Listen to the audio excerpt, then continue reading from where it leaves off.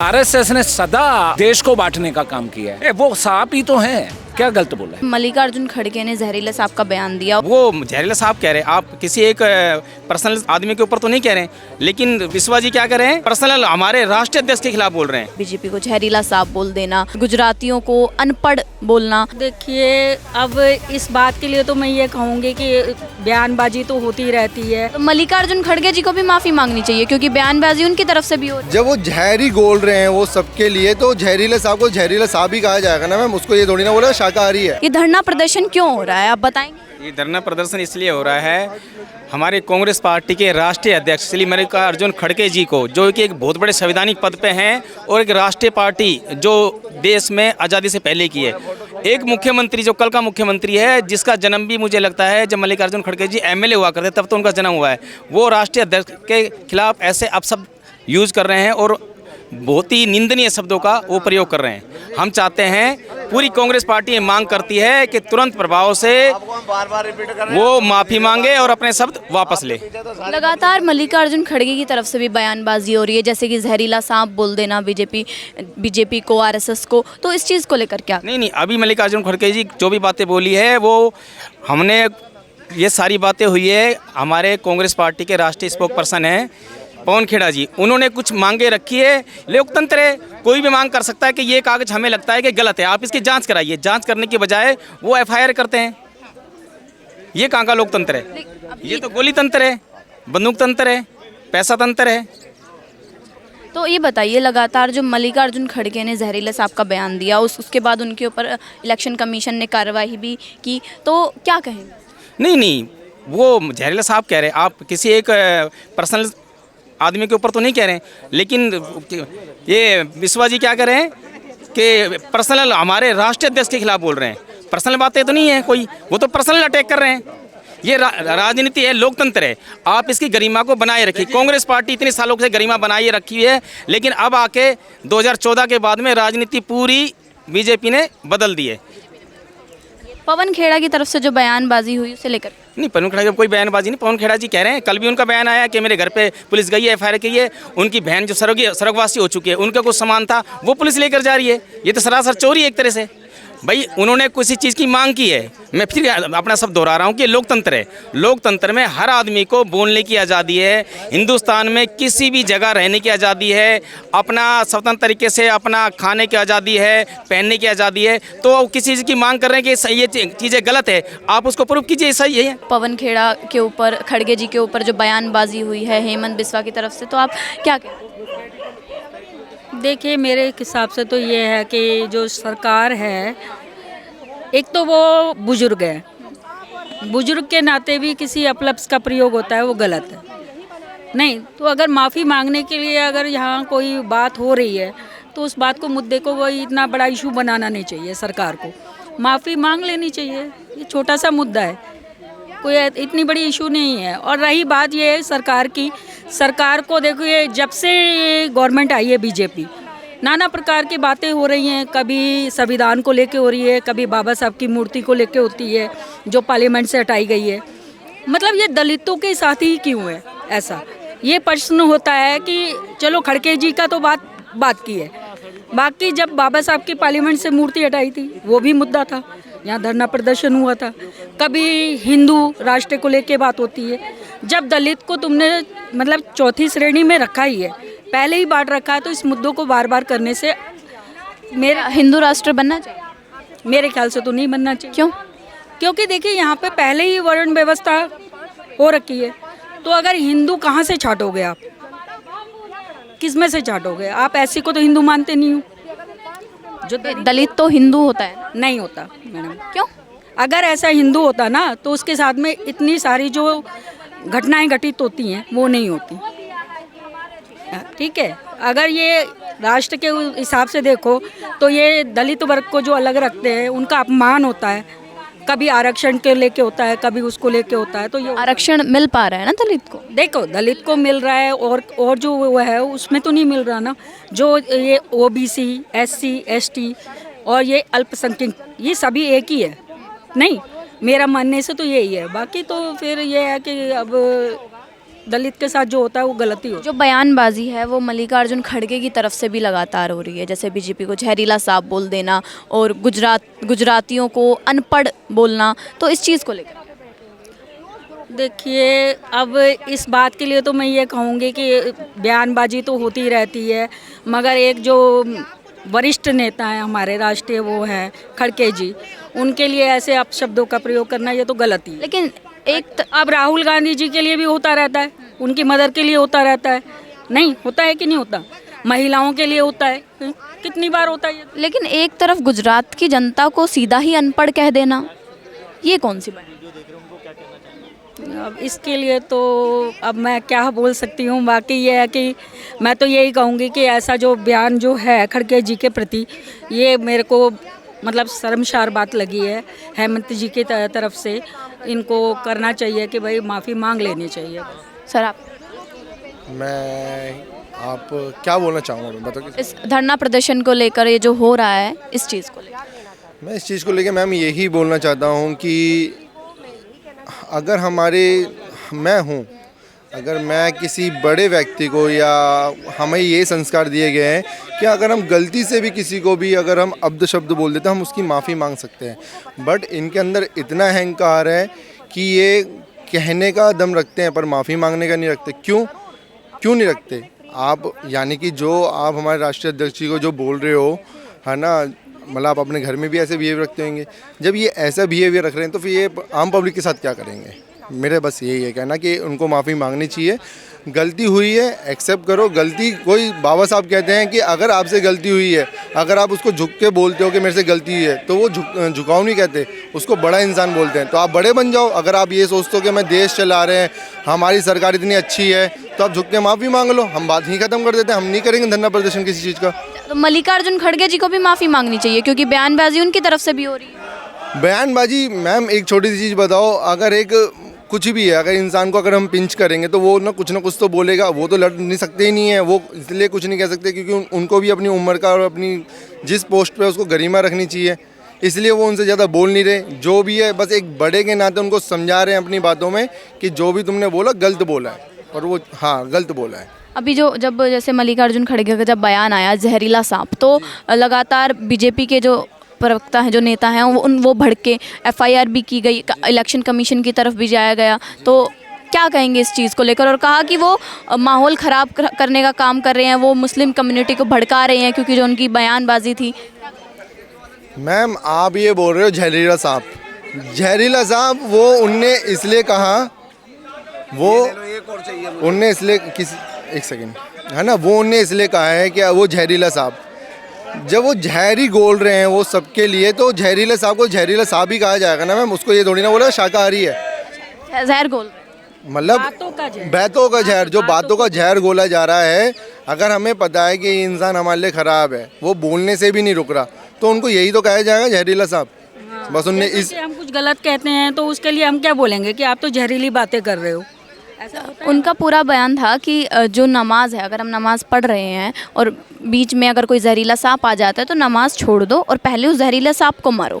लेकिन उन्होंने कहा कि कुरान में भी ऐसा लिखा है, लेकिन कुरान में तो ऐसा नहीं लिखा है, कहा जा रहा है। हम एक छोटी सी चीज़, वैसे धर्म को जोड़ना इस चीज़ से, तो क्या धर्म को जोड़ना कोई बीजेपी से ज़्यादा अच्छा नहीं जानता कि वो कैसे वो एक मोटिव चला रहे हैं किसी चीज़ को लेके, हिंदू मुस्लिम ये सब हिंदू मुस्लिम की मुहिम चलाने के बाद जो ये एक छोटी सी बात है मैम, अगर मैं कहीं जा रहा हूँ, अगर मुझे पता है कि कोई भी स्ट्रीट डॉग है मेरे पे हमला करेगा, तो मैं क्या करूँगा उसको? अगर मैं अपनी फैमिली के साथ हूँ तो मैं बचाऊँगा। भटकाने वाली बात है, ऐसा कुछ नहीं है कि जब इलेक्शन आता है आसाम में वगैरह में और राज्यों में इलेक्शन हो रहा है तभी ऐसी गतिविधियां क्यों होती हैं। मेरे को आज तक ये बात समझ में नहीं आई है। जब इलेक्शन के दौरान पे बहुत सी चीज़ें होती हैं, अभी जो मेन मुद्दे हैं जिसके लिए सारी मीडिया को भी पता है, सब कुछ पता है कि एप्स्टीन का मुद्दा है, उस पर चर्चा नहीं होती, या बेरोजगारी पर चर्चा नहीं होती। अब जो सिलेंडर है, जो बेसिक ज़रूरत है, उस पर चर्चा नहीं होती। नहीं तो ये सरकार को, गवर्नमेंट को ये पता होना चाहिए कि एक छोटा तबका जो कि 5,000 का सिलेंडर नहीं ले सकता, उस बारे में बात होनी चाहिए। राहुल गांधी जी के बारे में इतने 5,000 के जो सिलेंडर आपकी बात कर रहे हैं, तो जिन लोगों के पास कनेक्शन नहीं है उन्हें इतने महंगे दरों पे मिल रहे हैं कनेक्शन। इसी में आज की डेट में आप अगर सिलेंडर की बात करते हो, अगर किसी ने अगर पूरे ईयर में अगर 12 सिलेंडर लिए हैं ना, वो बंदा एजेंसी में जाके अपना सर मार रहा है कि मेरे 12 सिलेंडर हुए हैं, पर एजेंसी उसको ये शो नहीं कर सकती कि तुमने, वो उनको ये बोल रही है कि आपके पूरे साल के 15 सिलेंडर हो चुके हैं, है ना, पर उनको शो नहीं कर पा रही है कि 15 सिलेंडर हुए तो हुए कैसे। इनफैक्टली मेरे घर में अभी 13 मार्च को मेरा सिलेंडर ख़त्म हो गया था, उनने मुझे 2 मार्च की डिलीवरी दिखा रखी है घर के अंदर। मैं उनसे उन क्वेश्चन पुट करने गया तो उनके पास आंसर नहीं है बोलने के लिए। अब ये बताइए ना, आम इंसान, एक जनता, अब देखो आप ये बोल रहे हो कि खड़गे साहब ने क्या बोला, उनने क्या बोला, ये बातें इनको इलेक्शन तौर पे क्यों याद आ रही है? ये सारी एक जो गरीब का मुद्दा है, हम देखो, हम एक ऐसी कम्युनिटी से बिलोंग करते हैं, हमारे लिए रोज़ गड्ढा खोदना और रोज़ पानी पीना सिंपल है ना। अगर आज हम थे, आज अगर मैं इनके साथ आ रहा हूँ तो हम 10 रुपये की चाय दोनों मिल बांट के पी लेते थे। आज चाय 15 रुपये की है, रोज़गार है नहीं, महंगाई दिन पर दिन बढ़ती जा रही है। इस चीज़ में कोई नहीं बात करते हो? ये भी बात करने वाली बात तो एक अलग है, सोल्यूशन निकालने वाली बात अलग है। देखिए गवर्नमेंट में जो होता है ना, गवर्नमेंट का काम क्या होता है कि जनता से वोट लेना और उनको मतलब उनका कार्य करना, जो भी उनको बेसिक ज़रूरतें हैं उनका समाधान करना, यही काम है। सरकार का काम तो यही है, चाहे गवर्नमेंट कोई भी हो। नहीं, इलेक्शन के समय ऐसी बयानबाजियां करना क्या ध्यान भटकाया जाए? ये बिल्कुल बिल्कुल, मैं तो यही मानती हूँ कि भटकाना ही होता है, मुद्दे से भटकाना। भाई तुम अगर ठीक हो, अगर तुम्हारा कार्यकाल में अच्छा काम हो रहा है तो तुम्हें तो इस तरह की बातें करनी नहीं चाहिए। अगर गवर्नमेंट बीजेपी की अच्छी है तो इन मुद्दों के बारे में बात करनी ही नहीं चाहिए। अगर आपका काम अच्छा है तो वोट आपको मिलेगा। अभी जैसे मल्लिकार्जुन खड़गे ने जब बयान दिया था तब उनके ऊपर केस फाइल हुआ, तो उसके बाद उनका एक और बयान आया कि केस को भी देख लेंगे, तो क्या उन्हें केस होने का भी कोई डर नहीं? मैम, अगर एक केस होता है किसी के ऊपर, ठीक है ना, केस को इतना उठाया जा रहा है उस मुद्दे को, हमने उनके ऊपर एफआईआर करा दी है, ये करवा दिया, एफआईआर करा दी है, चलो ठीक है करा दिया आपने, आप खड़गे साहब बोल रहे हैं हम देख लेंगे। देखो मैम, अगर कोई भी बात है, एफआईआर होती है तो वो अपना आप निपटा जा सकता है, कानूनी जो प्रक्रिया है वो कानूनी प्रक्रिया से हो सकती है। बट जो बयानबाजी है ना, उसके खिलाफ ये जो बोल रहे हैं, तो शायद मेरे हिसाब से वो ध्यान भटकाना और लोगों को गुमराह करने की बात कह रहे हैं। और सबसे बड़ी बात यह है कि जो राहुल गांधी जी हैं, जो विपक्ष के नेता हैं, उनने जितनी भी बातें कही हैं वो मेरे ख्याल से सभी सत्य हैं। सभी सत्य हैं, सारी सक्सेस हो रही हैं, नहीं तो इतना सारा मतलब वो होता नहीं। धरना प्रदर्शन डेली होते हैं जंतर मंतर पे, आप उसके वो हैं, आप तो देखते ही होंगे। मुझे एक चीज़ बताइए, सरकारी नौकरियां निपटती जा रही है, जो आरक्षण का कोटा वो सिमटता जा रहा है, प्राइवेट सेक्टर गवर्नमेंट सेक्टर में निपटता जा रहा है, तो ये जो सरकार है उसके लिए क्या कर रही है? आज मैं भी हूँ, मैंने भी एमए कर रखा है ना, आज मैं भी जॉब अप्लाई करता हूँ, आज मुझे टाइम नहीं रहा या कोई कंडीशन थी जो हर चीज़ के लिए नहीं हो पाई, पर मुझे वो बेनिफिट नहीं मिला जो कि आज से 2010 से पहले लोगों को मिल चुका है। यानी कि कोई युवा लड़का हुआ, नौकरी लगनी थी कांग्रेस के टाइम पे, वो भी लगी है, रोज़गार इतने पैदा हुए थे, बंदों को कोई करने, आज की डेट में दिन पर दिन रोज़गार घटता जा रहा है। समय रोजगार था, कांग्रेस रोज़गार था, क्यों नहीं था मैम? ये बताइए कि जो आज कोई भी ऐसी दिल्ली के अंदर कोई भी ऐसी जगह बता दीजिए यहाँ पे कि इंदिरा कैंप आपको मिलेंगे, ठीक है, और क्या कहते हैं राजीव कैंप मिलेंगे, मकान मिले उन्हें, ठीक है, और ये जो भी जितने भी फ्लाईओवर हैं, ये मुद्दा तो कांग्रेस का ही था उसी टाइम से, बाकी लागू बाद में हुआ वो अलग बात है, ठीक है। शीला दीक्षित के समय से ये सब कुछ हुआ। पर्यावरण के लिए उन्होंने कितने पार्क वगैरह बनाए ना, तो उस टाइम राशन कार्ड भी था, राशन कार्ड था, आज किसी के पास राशन कार्ड ही नहीं है।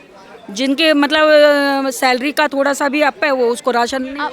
आप लगातार आरक्षण को लेके बातें कर रहे हैं, तो क्या आरक्षण नहीं मिल रहा है दलित समाज को? मैम, अगर आरक्षण मिल रहा होता तो आज शायद हमारे 28 राज्यों में जो भी दलित लोग हैं, जो भी हमारे भाई बहन हैं, तो वो परेशान ना हो रहे होते। और कोई आज एक भी जगह 28 जगह में लगवा लो कि मिनिमम पर डे का मैं बता रहा हूँ, कम से कम भी मैं अपनी नॉलेज के हिसाब से बोल रहा हूँ, 50 केस रोज़ दर्ज होते हैं दलित के ऊपर, जिससे उससे मारपीट होती है या उसको अपनी तरफ बुलाया जाता, वो आता नहीं है या वो उनका कहना नहीं मानता, है ना।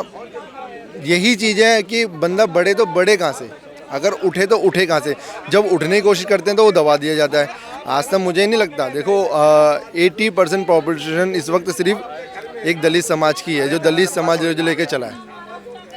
बट कि उनको इस चीज़ को समझो, हर एक को सम्मान दो, और क्या नाम है, जो भी आपसे गलती है उसकी माफ़ी मांगो। मैं अपनी वाणी को यही नाम देता हूँ। धन्यवाद। जो पवन खेड़ा की तरफ से हेमंत बिस्वा की बीवी पर इल्ज़ाम लगाए गए पासपोर्ट को लेकर, उसे लेकर आप क्या कहेंगे? और जो हेमंत बिस्वा की तरफ से जो बयानबाजी की गई, तो क्या कहें?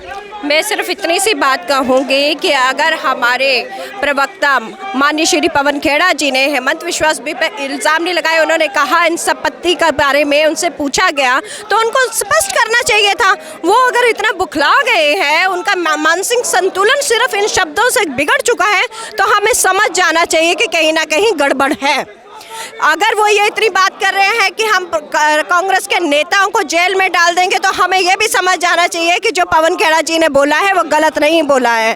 तो आज हम हेमंत बिस्वा जी से पूछते हैं कि आप इतने बौखला क्यों गए हैं, जब आपकी सच्चाई जनता के सामने आ गई है कि नहीं, आपने किस तरह से अपनी संपत्ति बनाई है और किस तरह से आपने उनका अपनी जो है पत्नी के नाम पे किया है। आपको बौखलाने की ज़रूरत नहीं थी। अगर आप जो है स्पष्ट होते, आपके पास जो है अपना स्पष्टीकरण क्लियर होता। आप बौखलाए इसलिए क्योंकि आप स्पष्ट नहीं थे, आपके पास स्पष्टीकरण नहीं था, तब आपने कांग्रेस के नेताओं को बोलना शुरू किया। तो शर्म आनी चाहिए हेमंत बिस्वा जी, आप अपनी करतूतों को छुपाने के लिए दूसरों का सहारा ले रहे हैं। Very Shem. केस भी जी आप सवाल जो हेमंत बिस्वा की तरफ से जो बयानबाजी की गई, जिसकी वजह से ये धरना प्रदर्शन हो रहा है, देखिए, हेमंत बिस्वा जी जो एक चोरी की राजनीति करते हैं, 52,000 करोड़ की कंपनी यूएसए में वो स्थापित करते हैं, और उसके बाद वो हमारे एक इतने बड़े सीनियर नेता को वो पागल शब्द के लिए उनका संज्ञान करते हैं, उसका हम कड़ी आलोचना करते हैं। और जिनके ऊपर इतने गंभीर आरोप लगे हुए हैं, वो व्यक्ति कभी किसी को पागल और किसी को क्या बोल रहा है, जिन शब्दों का हम इस्तेमाल भी इन सड़कों पे नहीं करना चाहते, वो सड़क की भाषा का इस्तेमाल एक चुना हुआ मुख्यमंत्री करता है, ये बड़ी शर्मिंदा की बात है। और जो पवन खेड़ा की ओर से जो उनकी बीवी को लेकर कहा गया, पासपोर्ट को लेकर कहा गया, देखिए, एक लोकतंत्र के अंदर चुने हुए मुख्यमंत्री की बीवी के पास अगर 3 पासपोर्ट हैं, तो उनको उसका सत्य और उसकी तथ्यता क्या है, उसको वो देश के सामने रखना चाहिए, ना कि सड़क की भाषा का इस्तेमाल करना चाहिए। क्या वो कर रहे हैं, क्या दिखा रहे हैं वो, आप उस चीज़ को देखिए कि आप अगर उन्होंने गलत बोला है तो आप पहले उसे सत्य को प्रमाणित तो कीजिए। प्रमाणित आप कर नहीं रहे और गाली गलौच और इस तरीके की भाषा का आप इस्तेमाल कर रहे हैं, जो गलत है हमारी तरफ से। और जो मल्लिकार्जुन खड़गे जी की तरफ से भी बयानबाजी हुई, जैसे कि बीजेपी को और आरएसएस को सीधा जहरीला सांप कहा गया, उस भाषा को धर्म से जोड़ा गया। नमाज पढ़ रहे हैं तो बीच में सांप आ जाए तो पहले उसे मारो, और आरएसएस बीजेपी जहरीला सांप ही। देखिए, ये जो आरएसएस और जो बीजेपी है, ये खड़गे जी नहीं है, वो बहुजन समाज नहीं है। जो आरएसएस की विचारधारा है वो मनुवादियों की विचारधारा है, और जो मनुवादी है, जो इस देश के अंदर जिन्होंने सदैव बांटने का काम किया है, समाज को बांटने का काम है आरएसएस। हाँ जी, आरएसएस ने सदा देश को बांटने का काम किया है, समाज को बांटने का काम किया है। जब आज़ादी की लड़ाई चल रही थी तो उस आंदोलन को कुचलने का काम किया है। वो सांप ही तो हैं, क्या गलत बोला है? लेकिन वो कह रहे हैं कि वो नफरत फैलाने का काम कर रहे हैं। चुनाव चल रहा है तो जनता का ध्यान भटकाया जा रहा है। आरएसएस तो नफरत का काम करती ही है। आरएसएस का जो बयानबाजी हुई खड़गे जी, बयानबाजी जो खड़गे जी ने बोला है वो सत्य बोला है। उन्होंने राल रपेट करके नहीं बोला, सीधा सीधा बोला है, और वो सत्य है कि जो अगर आप एक चुनाव की प्रक्रिया चल रही है, बिहार में हमने देखा किस तरीके से आपने चुनाव की प्रक्रिया का उल्लंघन किया, जब आचार संहिता लग गई और 10-10 हज़ार रुपये खातों में जाते रहे। आज बंगाल में SIR हो रहा है, सिर्फ एक ही कम्युनिटी के वोट काटे जा रहे हैं, चाहे वो हमारे कांग्रेस के हैं या नहीं है, उससे हमें मतलब नहीं है। लेकिन संविधान का जो रक्षक होगा वो उसके लिए बोलेगा। तो आप क्या कहना चाह रहे हैं, जो SIR है वो गलत तरीके से हो रहा है, सही तरीके से नहीं हो रहा? SIR का सिर्फ एक कम्युनिटी का वोट काटना, SIR को हम कैसे सही बोल सकते हैं? SIR की प्रक्रिया अगर आप ठीक कर रहे हैं तो हम नहीं बोलेंगे। SIR को कैसे गलत प्रक्रिया? देखिए, गलत प्रक्रिया ये, अगर एक आप दलित समाज में जा रहे हैं और वो आपका बीजेपी का आरएसएस का वोट नहीं है, वहाँ वोट कट रहे हैं। एक आप मुस्लिम एरिया में जा रहे हैं और वहाँ वो आपका वोट नहीं है, वो कट रहा है। तो वो SIR प्रक्रिया एक चुने हुए व्यक्तियों के लिए, चुने हुए धर्म के लिए हो रहा है ना। हाँ जी, तो क्या हिंदू धर्म की के वोट नहीं काटे जा रहे अगर वो गलत हैं तो? देखिए, हम अब एक पर्टिकुलर हम हिंदू शब्द नहीं लेना चाहेंगे। जो आरएसएस की विचारधारा का समर्थन करते हैं, जो मनुवाद की विचारधारा का समर्थन करते हैं, वो उसको हर चीज़ को वो एक धर्म से जोड़ देते हैं। कभी वो हम राम को लाए हैं और कभी वो उसका इस तरीके के प्रोपेगेंडा तो करके वो धर्म को टच करके अपनी राजनीति करते हैं। ये प्रोपेगेंडा है धर्म को टच करके। अच्छा, तो ये बताइए क्या लगता है हेमंत बिस्वा की जो सरकार है वो बन पाएगी? हेमंता बिस्वा 2 महीने बाद आपको जेल की सलाखों के पीछे मिलेंगे।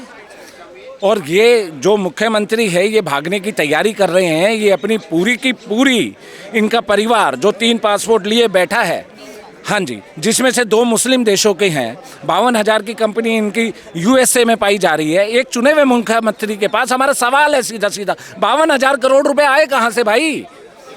आप कौन सी इंडस्ट्री, कौन सा अडानी अंबानी के केस उन्होंने बयान दिया तो केस फाइल क्यों नहीं कर?